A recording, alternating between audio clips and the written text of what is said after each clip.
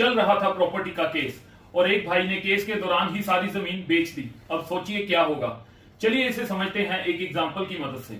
समझिए कि दो भाई हैं, दोनों के बीच प्रॉपर्टी का झगड़ा चल रहा है। एक के नाम पर वसीयत है, उसने बोला कि सारी प्रॉपर्टी मेरी है, लेकिन दूसरे भाई ने उस वसीयत को कोर्ट में चैलेंज कर दिया ये बोलकर कि ये वसीयत फर्जी है। मगर मामला अभी कोर्ट में चल ही रहा था कि जिसके नाम पर वसीयत थी उसने प्रॉपर्टी को अपने नाम पर करवाकर आगे उस प्रॉपर्टी को सेल कर दिया। अब आता है असली कानूनी सवाल कि क्या अगर केस के चलते किसी प्रॉपर्टी को सेल कर दिया जाता है तो वो क्या सेल वैलिड मानी जाएगी? इसका जवाब हमें मिलता है section 52 transfer of property act 1882 में, जिसका मतलब है डॉक्ट्राइन ऑफ लीज पेंडेंस। इसका मतलब है जब मामला कोर्ट में पेंडिंग हो उस दौरान की गई प्रॉपर्टी की सेल आने वाले कोर्ट के फैसले के अधीन होगी। सुप्रीम कोर्ट ने कई मामलों में कहा है कि अगर आप केस के दौरान कोई प्रॉपर्टी को सेल करते हैं और अगर बाद में बेचने वाले का हक साबित नहीं होता तो ऐसी सेल को रद्द माना जाएगा।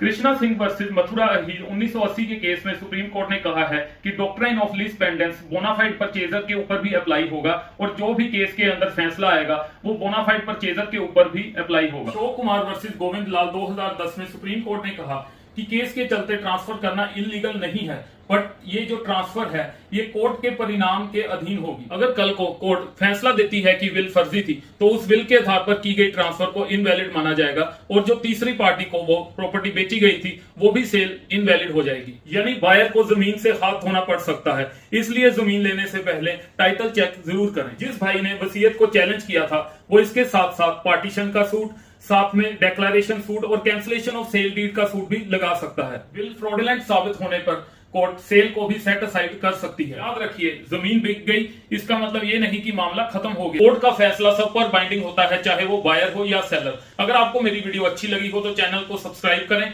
कमेंट बॉक्स में कमेंट करें और वीडियो को लाइक करें।